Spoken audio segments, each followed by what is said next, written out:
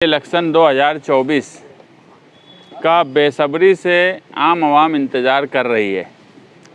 शहरी हालात जो 25 साल से इस शहर में बने हुए हैं, उससे कहीं ना कहीं एक आम शहरी बेजार है कि दोनों तरफ के लोग, शेख आसिफ या मुफ्ती साहब, इन लोगों ने 25 साल में एक मिली जोड़ करके इस शहर की तरक्की, इस शहर का दबदबा, इस शहर को जो मस्जिद और मीनारों का शहर बोला जाता था, वो सब इस शहर से ख़त्म करने का काम किया। तरक्की के नाम पर ज़ीरो है और एक से एक बहाने बनाए जाते हैं लीडर की तरफ से। कभी कोरोना की बात बोली जाती है, कभी कोई दूसरी बात बोली जाती है। अभी एक नई बात बोली जाने लगी, अंडरग्राउंड गटर की वजह से नहीं हो रहा है। मैं पहले ही बोला कि अब लोग जो है, ये डिजिटल दौर है, लोग फ़ौरन हर चीज़ को देख रहे हैं, समझ रहे हैं। ना मालेगांव नदी के उस पार कोरोना आया, ना नदी के वो पार का हिस्सा यानी अंडरग्राउंड गटर में है, और दूसरे जितने बहाने हैं नदी के उस पार नहीं चलते। यहाँ तक कि फ्लाईओवर ब्रिज जो 2017 से मुसलसल बन रहा है, मैं इससे पहले भी बोला था कि 5 साल में इससे लगभग 1 किलोमीटर की इमारत खड़ी हो गई, बुर्ज खलीफा। मगर ये कौन सा बुर्ज ब्रिज है अपने यहाँ का जो कंप्लीट ही नहीं हो रहा है। आउटर में नदी में जो ब्रिज का काम शुरू हुआ वो लगभग होने की तरफ है। काम करने वाला काम कर रहा है, तुम्हारा ही पैसा ले जाके काम कर रहा है, तुम्हारा ही जो जनरल बजट है वो 30% 40% ले जाकर मुसलसल उधर काम कर रहा है। मगर इस तरफ सिर्फ बहानेबाजी हो रही है, उससे लोग बेजार हैं और कहीं ना कहीं एक तीसरी ताकत देख रहे हैं, और उनको वो ताकत समाजवादी पार्टी में नज़र आ रही है। आज समाजवादी में शामिल होने वाले तमाम ही लोग ये ऐसे लोग हैं जो अपना एक मुकाम रखते हैं अपना। अगर उसमें डॉक्टर है तो उसमें लॉयर भी हैं, उसमें एक्टर भी हैं, उसमें कारपोरेटर भी हैं। और ये ऐसे लोग हैं, 12 नवंबर का वाक़या आप सबके सामने है, यहाँ खान साहब भी बैठे हैं, कि मालेगांव शहर की क्या हालत हो गई थी। उस वक्त एडवोकेट तौसीफ जो हैं वो सिर्फ एक कहानी, उनका रोज़गार का वो नहीं किए, वो एक समाजी काम, मिल्लत पर जब मसला आया तो उसके लिए उन्होंने बगैर खर्च के, बगैर पैसे के, उनकी पूरी टीम ने कोशिश की। और ये कोशिश पूरे शहर को पता है, पूरा शहर देखा हुआ है। तो ये ऐसे लोग हैं, जब मिल्लत पर और समाज पर कोई मुसीबत आती है तो ये सबसे आगे खड़े होते हैं। जब ऐसे लोग हमारी पार्टी में शामिल होंगे तो हमारी ताकत भी बढ़ेगी, हमारा हौसला भी बढ़ेगा। उसी तरह हमारे मुजम्मिल वफाती हैं जो कारपोरेटर की यानी जो रूल था वो भी निभाते थे और उनमें भी काम करने की एक लगन थी। मगर जिस तरह से वो काम करने की कोशिश करते थे, उनको उस तरह से कोशिश करने नहीं दी जाती थी, ना उनकी कोई ऐसी हिमायत की जाती थी। मैं भी गठबंधन में था, कोई तरीके की कोई मदद नहीं हुई। जबकि मुफ्ती साहब एमएलए बन जाने के बाद भी उन्होंने ना कोई काम किया, ना काम करने वालों की कभी मदद की।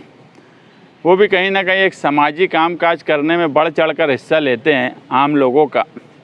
इसी तरह डॉक्टर रेहान है जो कोरोना के वक्त में इस शहर का नाम, अगर मैं कहूँ तो मालेगांव शहर का नाम रोशन किए, वो डॉक्टर रेहान है। भिवंडी तक उनकी टीम लेकर गए। मुझे आज भी याद है कि भिवंडी में उनको जब रोका जाने लगा तो मालेगांव शहर में जो कोरोना के इंचार्ज थे पंकज असिया, 3 बजे डॉक्टर रेहान मुझे फ़ोन किए कि यार किसी भी तरीके से हमको वहाँ जाने दो, वहाँ के लोग बहुत परेशान हैं। अगर तुम पंकज असिया से बातचीत कर सकते तो उनको बोलो कि हमारी पूरी टीम है, वहाँ मदद करेंगी। एक डर और खौफ के माहौल में अपना शहर छोड़कर अपने शहर में कामकाज करने के बाद उनमें एक तड़प थी काम करने की, तो भिवंडी जाकर वहाँ पर लोगों को उस मुसीबत से निकालने की कोशिश किए। जब ऐसे लोग शामिल होंगे तो दिखती बात है कि समाज का भी फ़ायदा होगा। और मैं हमेशा बोला हूँ कि सारे प्लेटफॉर्म आम लोगों के लिए जो भी प्लेटफॉर्म होते हैं वो सब बहुत छोटे हैं। सियासत ही खिदमत का सबसे बड़ा प्लेटफॉर्म है। ये अपने अपने प्लेटफॉर्म से जो भी काम किया करते थे, मगर उनको जो अब सियासी प्लेटफॉर्म मिलेगा हम उनकी हर तरीके से, उनकी तड़प, उनकी लगन को देखते हुए हम हर तरीके से उनके साना बसाना खड़े रहेंगे। उसी तरह हमारे शकील भारती हैं, एक्टर हैं।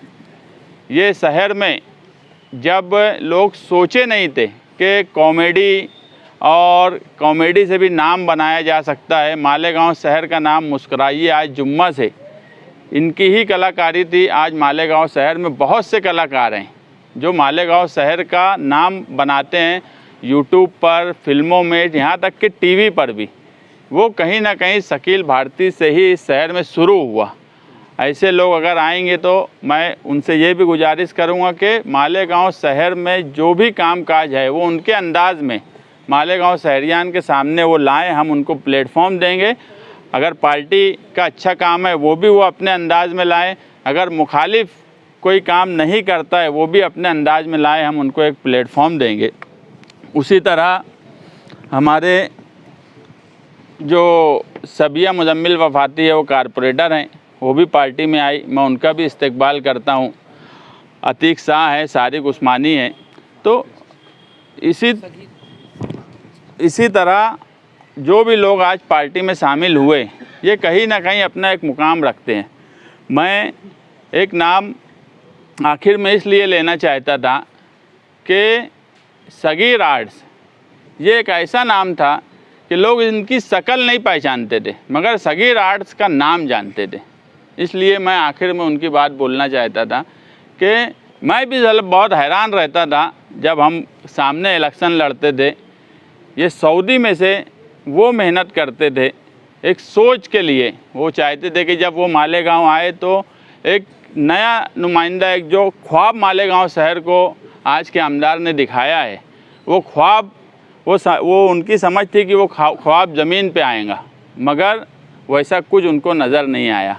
आज शहर के हालात जो हैं वो सबके सामने हैं। आने वाला 9 अगस्त जो है वो इस शहर में एक नई क्रांति लाने का काम करेगा और वो हवा जो है वो मुसलसल पार्टी में बन रही है। आने वाले हफ्ते में शहर के और भी बड़े सरकर्दा अफराद, समाजी शख्सियात पार्टी में शामिल होने चाहते हैं। हम अगले हफ्ते उनको भी पार्टी में शामिल करेंगे। आज कहीं ना कहीं पार्टी ये मुकाम पर पहुंच गई है कि 2 लोगों को घर बैठाना ये शहर ने तय किया है तो पार्टी ने भी तय किया है।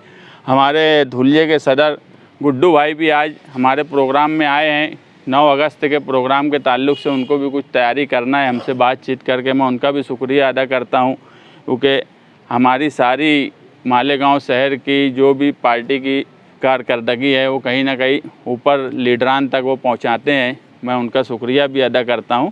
और आज जो लोग पार्टी में आए हैं, मैं चाहता हूं कि वो भले 1-1 मिनट वो अगर अपनी बात रखना चाहते हैं तो मीडिया के सामने रख सकते हैं। मैं सबसे पहले